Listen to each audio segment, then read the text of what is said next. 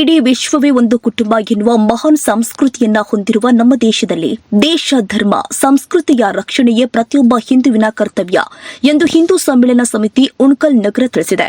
ಹುಬ್ಬಳ್ಳಿಯ ಬೈರಿದೇವರಕೊಪ್ಪ ಉಪನಗರದ ರೇಣುಕಾನಗರ ಹಾಗೂ ಬೈರಿದೇವರಕೊಪ್ಪ ವ್ಯಾಪ್ತಿಯಲ್ಲಿ ಆಯೋಜನೆ ಮಾಡಲಾಗಿದ್ದ ಹಿಂದೂ ಸಮ್ಮೇಳನ ಕಾರ್ಯಕ್ರಮದಲ್ಲಿ ಮಾತನಾಡಿದರು.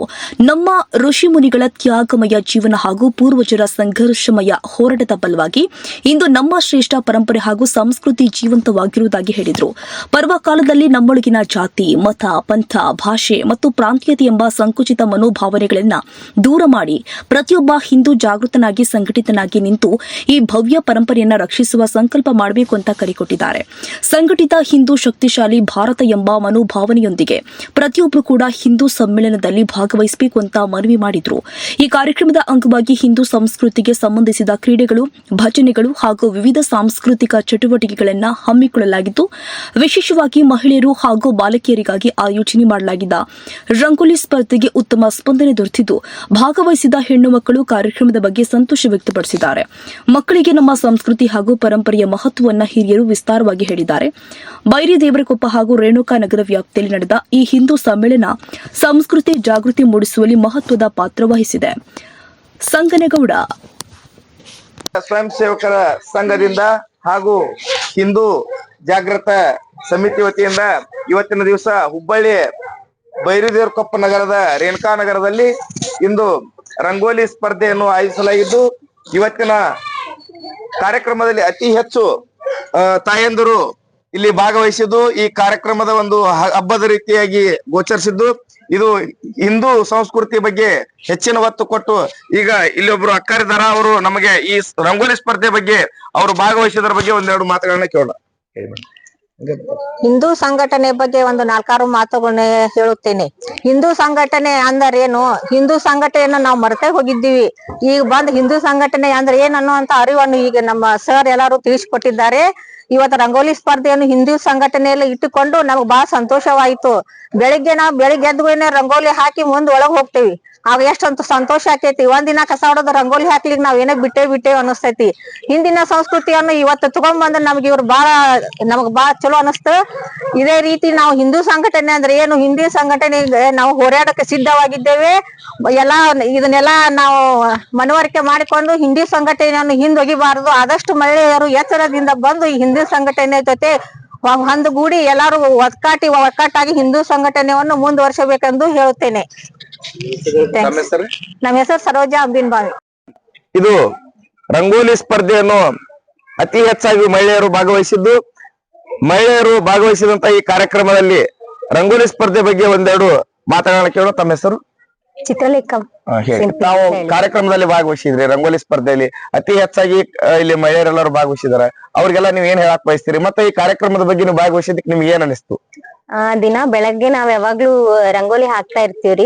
ಆದ್ರೆ ಈ ತರ ಹಿಂದೂ ಸಂಘಟನೆ ವತಿಯಿಂದ ನಮ್ಗೆ ರಂಗೋಲಿ ಹಾಕಕ್ ಅವಕಾಶ ಮಾಡಿದ್ದಕ್ಕೆ ಎಲ್ಲರಿಗೂ ಧನ್ಯವಾದ ಹೇಳ್ತೀನಿ. ಪ್ರತಿ ದಿನ ಹಾಕೋದಕ್ಕೂ ಈ ತರ ಇಡೀ ಓಣಿಲಿ ಒಂದೇ ಸಮಯದಲ್ಲಿ ಎಲ್ರು ಹಾಕಿದ್ದಕ್ಕೆ ನಮ್ಗ್ ಸಂತೋಷ ಐತ್ರಿ. ಹಂಗೆ ನಾವ್ ಯಾವಾಗ್ಲೂ ಹಿಂದೂ ಸಂಘಟನೆ ಪರವಾಗಿ ಇರ್ತೀವಿ ಅಂತ ಖುಷಿಯಿಂದ ಹೇಳ್ಕೊಂತೀನಿ.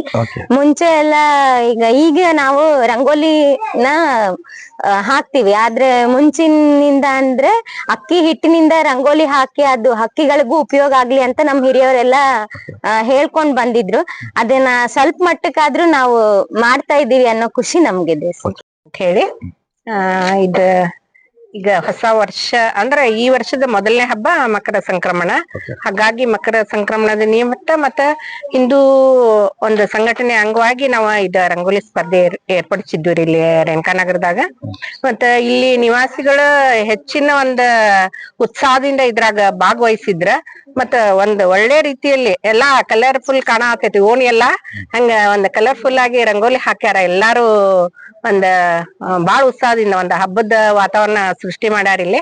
ಹಾಗಾಗಿ ಎಲ್ಲರಿಗೂ ನಮ್ ಕರೆಗೆ ಕೊಟ್ಟು ಬಂದಂತವ್ರಿಗೆ ಎಲ್ಲರಿಗೂ ಧನ್ಯವಾದಗಳನ್ನ ಹೇಳ್ತಾ ಇವತ್ತಿನ ದಿವಸ ಬೈರಿದೇವರಕೊಪ್ಪದಲ್ಲಿ ರೇಣುಕಾನಗರದಲ್ಲಿ ನಡೀತಕ್ಕಂತ ಈ ಕಾರ್ಯಕ್ರಮದಲ್ಲಿ ಅತಿ ಹೆಚ್ಚು ಹೆಣ್ಣು ಮಕ್ಕಳು ಭಾಗವಹಿಸಿದ್ದು, ಹೆಣ್ಣು ಮಕ್ಕಳು ಏನ್ ಹೇಳ್ತಾ ಇದಾರೆ ಅಂತಂದ್ರೆ ಇನ್ನೂ ಹೆಚ್ಚಿನ ರೀತಿಯಲ್ಲಿ ಹೆಣ್ಣು ಮಕ್ಕಳು ಭಾಗವಹಿಸಬೇಕು, ನಮ್ಮ ಹಿಂದೂ ಸಂಸ್ಕೃತಿ ಉಳಿಸ್ಬೇಕು, ಇಂಥ ಹಲವಾರು ಕ್ರೀಡೆಗಳನ್ನ ಹಮ್ಕೋಬೇಕು, ಬೆಳೆಸಬೇಕು ಅಂತಕ್ಕಂತ ಅತಿ ಹೆಚ್ಚಾಗಿ ಹೇಳ್ತಾ ಇದಾರೆ. ಅದರ ಬಗ್ಗೆ ಮುಂದಿನ ದಿನಮಾನಗಳಲ್ಲಿ ಇನ್ನೂ ಅತಿ ಹೆಚ್ಚಾಗಿ ಇನ್ನು ಇಲ್ಲಿ ಆಯೋಜಕರ ನಮ್ಮ ಸಂಘ ಪರಿವಾರದವರ ಇವತ್ತಿನ ನಮ್ ಜೊತೆ ಪ್ರಮುಖರಾದಂತ ರಾಮಚಂದ್ರ ಸರ್ ಹದಗಲ್ ಅವರು ನಮ್ ಜೊತೆ ಇದಾರ. ಆ ಕಾರ್ಯಕ್ರಮವನ್ನ ಆಯೋಜಿಸಿದ್ದಾರೆ. ಅದರ ಬಗ್ಗೆ ಅವ್ರೇನ್ ಹೇಳ್ತಾರ ಅವ್ರನ್ನ ಒಂದ್ ಎರಡು ಮಾತುಗಳನ್ನ ಕೇಳೋಣ. ಸರ್, ಇವತ್ತಿನ ಕಾರ್ಯಕ್ರಮವನ್ನ ನೀವು ಮಕರ ಸಂಕ್ರಾಂತಿ ಹಬ್ಬದವಾಗಿ ನಿಮಿತ್ತವಾಗಿ ನಮ್ಮ ಹಿಂದೂ ಸಂಸ್ಕೃತಿ ಬಗ್ಗೆ ಅತಿ ಹೆಚ್ಚು ಒಂದು ಆಸಕ್ತಿಯನ್ನ ತೋರಿಸಿ ಇಲ್ಲಿ ರಂಗೋಲಿ ಸ್ಪರ್ಧೆಯನ್ನ ಆಯೋಜಿಸಿದ್ರಿ. ಇದ್ರ ಬಗ್ಗೆ ತಾವೇನ್ ಹೇಳಕ್ ಬಯಸ್ತೀರಿ? ಈಗ ಇವತ್ತ ಮಹಿಳೆಯರಿಗೆ ಅತಿ ಮುಖ್ಯವಾದದ್ದು ಏನಂದ್ರೆ ಸಂಸ್ಕಾರ.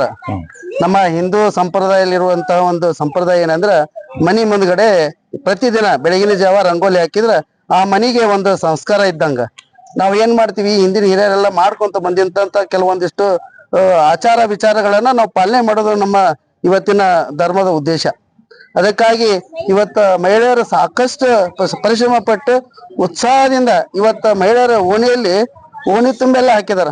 ಯಾಕಂದ್ರ ಅವ್ರಿಗೆ ಆ ಧರ್ಮದ ಬಗ್ಗೆ ಇನ್ನೂ ಇದೆ ಅಂತ ಒಂದು ಕಾರ್ಯಕ್ರಮದಲ್ಲಿ ಇವತ್ತು ಸಾಕಷ್ಟು ಜನ ಉತ್ಸಾಹದಿಂದ ಬಂದು ಭಾಗಿಯಾಗಿದಾರ. ಮೊದಲೇದಾಗಿ ಆ ಎಲ್ಲ ಮಹಿಳೆಯರಿಗೆ, ತಾಯಂದಿರಿಗೆ, ವಿದ್ಯಾರ್ಥಿನಿಯರಿಗೆ ಮತ್ತೆ ಅಕ್ಕ ತಂಗಿಯರಿಗೆ ಮೊದಲೇದಾಗಿ ಧನ್ಯವಾದಗಳನ್ನ ಅರ್ಪಿಸ್ತೇನೆ.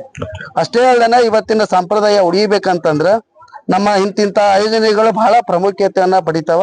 ಅದಕ್ಕಾಗಿ ನಾವು ಏನು ಈ ಸಂಘಟನೆ ಮಾಡಬೇಕು ಅದರ ಬಗ್ಗೆ ನಾವೆಲ್ಲ ಪೂರ್ವಭಾವಿಯಾಗಿ ರೆಡಿಯಾಗಿ ನಾವು ಇವತ್ತು ಈ ಕಾರ್ಯಕ್ರಮನ ಯಶಸ್ವಿಯಾಗಿ ನೆರವೇರಿಸಿದ್ದೇವೆ. ಅದಕ್ಕಾಗಿ ಎಲ್ಲ ಮಹಿಳೆಯರು ಸಹಿತ ನಮ್ಗೆ ಸಪೋರ್ಟ್ ಮಾಡಿದ್ದಾರೆ.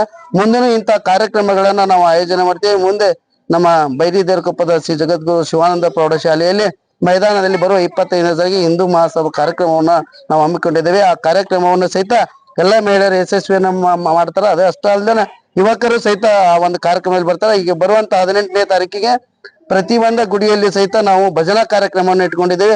ಅದು ಕಾರ್ಯಕ್ರಮವನ್ನ ನಮ್ಮ ಯುವಕರು, ಹಿರಿಯರು ಮತ್ತ ದೊಡ್ಡವರ ಒಂದು ಮಾರ್ಗದರ್ಶನದಲ್ಲಿ ಎಲ್ಲಾ ಕಾರ್ಯಕ್ರಮವನ್ನು ಯಶಸ್ವಿಯಾಗಿ ನಡೆಸ್ತೇವೆ. ಅದಕ್ಕೆಲ್ಲರ ಪ್ರೋತ್ಸಾಹ ಪ್ರಾಮುಖ್ಯತೆ ಒಂದು ಇರುತ್ತದೆ. ಅದಕ್ಕಾಗಿ ದಯವಿಟ್ಟು ಎಲ್ಲರೂ ಆ ಒಂದು ಹಿಂದೂ ಸಮ್ಮೇಳನದ ಕಾರ್ಯಕ್ರಮದಲ್ಲಿ ಭಾಗವಹಿಸ್ರಿ. ಆ ಕಾರ್ಯಕ್ರಮದಲ್ಲಿ ಸ್ವಾಮೀಜಿಗಳು ಬರ್ತಾರ. ತಮ್ಮೆಲ್ಲರ ಒಂದು ಆಗಮನದ ಮುಖಾಂತರ ಕಾರ್ಯಕ್ರಮ ಯಶಸ್ವಿ ಮಾಡ್ಬೇಕಂತೇಳಿ ತಮ್ಮೆಲ್ಲರಲ್ಲಿ ಕೇಳ್ಕೊಂಡು ನಾನು 2 ಮಾತು ಮುಗಿಸ್ತೀನಿ. ಜೈ ಹಿಂದ್, ಜೈ ಭಾರತ್. ಇಲ್ಲಿ ಇರ್ತಕ್ಕಂತ ವೀಕ್ಷಕರಿಗೆ ಕೇಳಿದಿರ, ಅವ್ರು ಹೇಳ್ತಾ ಇದಾರ ಏನು ಅಂತಕ್ಕಂತ ಮಾತು ಅಂತಂದ್ರ 18ನೇ ತಾರೀಕು ಬರುವಂತ ರವಿವಾರ ದಿವಸ ಭಜನಾ ಕಾರ್ಯಕ್ರಮವನ್ನು ಪ್ರತಿಯೊಂದು ದೇವಸ್ಥಾನದಲ್ಲಿ ಬೈರದೇವರಕೊಪ್ಪದಲ್ಲಿ ಇರ್ತಕ್ಕಂತ ಅವತ್ತು ಅಮಾವಾಸ್ಯೆ ಇರುವುದರಿಂದ, ರವಿವಾರ ಅಮಾವಾಸ್ಯೆ ಇರುವುದರಿಂದ ಅವರು ಕಾರ್ಯಕ್ರಮವನ್ನು ಹಮ್ಮಿಕೊಂಡಿದ್ದಾರೆ. ಏನು ಅಂತಂದ್ರ ಪ್ರತಿ ದೇವಸ್ಥಾನಕ್ಕೆ ಹೋಗಿ ಅಲ್ಲಿ ಅಭಿಷೇಕ ಅಥವಾ ಮಂಗಳಾರತಿಯನ್ನ ಮಾಡಿ ಪ್ರತಿಯೊಂದು ದೇವಸ್ಥಾನದಲ್ಲಿ ಪೂಜೆಯನ್ನ ಸಲ್ಲಿಸಿ ಅವತ್ತಿನ ದಿವಸ ಲಾಸ್ಟಿಗೆ ಕೊನೆಯದಾಗಿ ಬೈರದೇವರಕೊಪ್ಪ ಸದಾಶಿವಾನಂದ ನಗರದಲ್ಲಿ ಇರ್ತಕ್ಕಂತ ಗಣಪತಿ ದೇವಸ್ಥಾನದಲ್ಲಿ ಮುಕ್ತಾಯವನ್ನುಗೊಳಿಸಿ ಅಲ್ಲಿ ಅನ್ನ ಪ್ರಸಾದವನ್ನು ಮಾಡಿ ಅಲ್ಲಿಂದ ಅಂದ್ರೆ ಮಹಿಳೆಯರಿಗಲ್ದ ಪುರುಷರಿಗೂ ಕೂಡ ಒಂದು ಹಿಂದೂ ಸಂಸ್ಕೃತಿ ಬಗ್ಗೆ ಅರಿವನ್ನು ಮೂಡಿಸುವಂತ ಕಾರ್ಯಕ್ರಮವನ್ನು ಮಾಡ್ತಿದ್ದಾರೆ ಮುಂದಿನ ದಿನಮಾನಗಳಲ್ಲಿ. ಅದರ ನಂತರ 25ನೇ ತಾರೀಕು ಬರ್ತಕ್ಕಂತ 25ನೇ ತಾರೀಕಿನಲ್ಲಿ ಇಲ್ಲಿ ಸ್ಕೂಲ್ ನಲ್ಲಿ ಒಂದು ಅತಿ ದೊಡ್ಡ ಕಾರ್ಯಕ್ರಮವನ್ನು ಹಮ್ಮಿಕೊಂಡಿದ್ದಾರೆ. ಆ ಕಾರ್ಯಕ್ರಮದಲ್ಲಿ ಎಲ್ಲಾ ಸ್ವಾಮೀಜಿಗಳು, ಮಠಾಧೀಶರು ಮತ್ತು ಬೈರದೇವರಕೊಪ್ಪದ ಪ್ರತಿಯೊಬ್ಬ ಜನರು ಈ ಕಾರ್ಯಕ್ರಮದಲ್ಲಿ ಭಾಗವಹಿಸಬೇಕಂತೇಳಿ ಅವರು ವಿನಂತಿಸುವುದರ ಇದರ ಮೂಲಕ ಎಲ್ಲರಿಗೂ ಧನ್ಯವಾದಗಳನ್ನು